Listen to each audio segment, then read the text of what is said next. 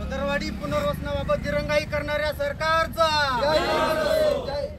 या सरकारचं करायचं काय? आदिवासी एकजुटीचा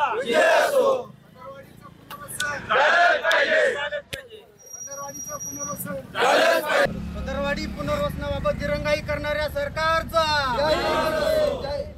या सरकारचं करायचं काय?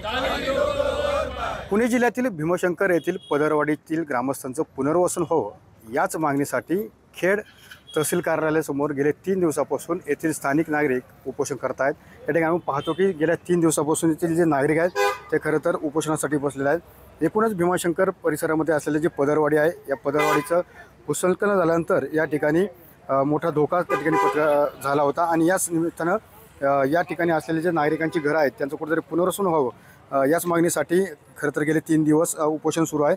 आपल्यासोबत काही उपोषणकर्ते आहेत, मला सांगा की काय नक्की प्रामुख्याने तुमची मागणी आहे? मागील 3 दिवसापासून या ठिकाणी पदरवाडी ग्रामस्थांच्या वतीने बिरसा ब्रिगेड सह्याद्रीच्या वतीने या ठिकाणी उपोषण सुरू आहे। 2019ला जी पदरवाडी भीमाशंकरच्या पायथ्याला आहे त्या ठिकाणी मोठ्या प्रमाणात जमिनीला तडे गेलेले आहेत आणि त्यानंतर 2022मध्ये जी जमीन आहे ती 6 फुटाने खाली खचलेली आहे।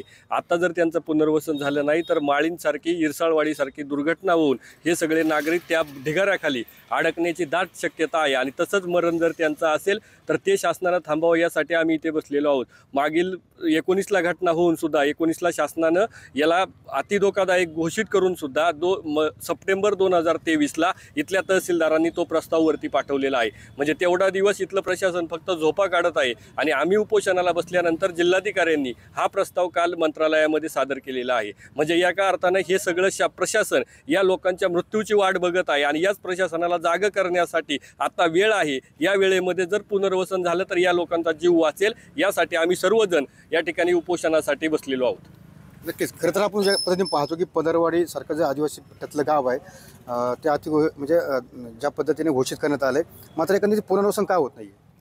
खऱ्या अर्थानं प्रशासनानं आम्ही या ठिकाणी 3 दिवसापासून उपोषणाला बसलेलो आहोत, परंतु प्रशासन मात्र या गोष्टीकडे दुर्लक्ष करते। वास्तविक पाहता या तालुक्याचे लोकप्रिय आमदार आदरणीय दिलीपशेठ मोहिते पाटील यांनाही आम्ही त्या दिवशी पत्र दिलं। ते पत्र दिल्याच्या नंतर त्यांनी काल अधिवेशनामध्ये हा तारांकित प्रश्न त्या ठिकाणी मांडला। त्यांनी स्पष्टपणे त्या ठिकाणी भूमिका मांडत असताना प्रशासनाला एवढंच सांगितलं की यांचं पुनर्वसन करण्यासाठी तुम्ही एखादी 4 महिन्याची डेट देऊन यांचं पुनर्वसन त्या ठिकाणी व्हावं।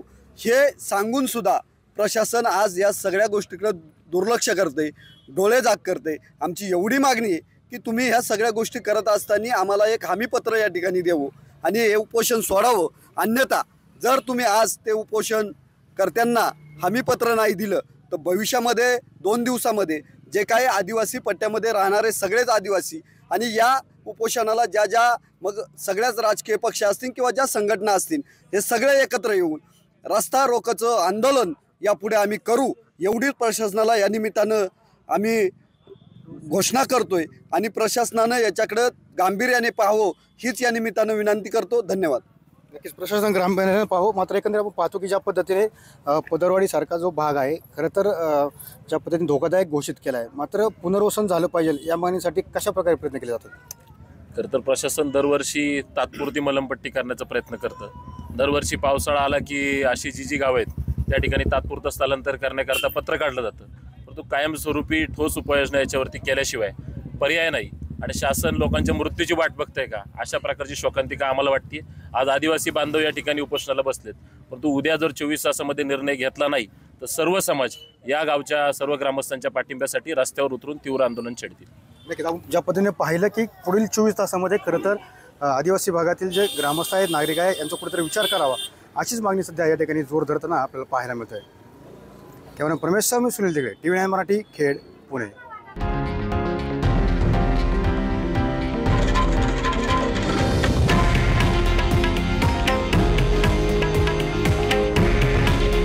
हे आहे देशातील नंबर 1 न्यूज नेटवर्क आणि आपण पाहत आहात TV9 मराठी। काळजी तुमची, हित महाराष्ट्राचं।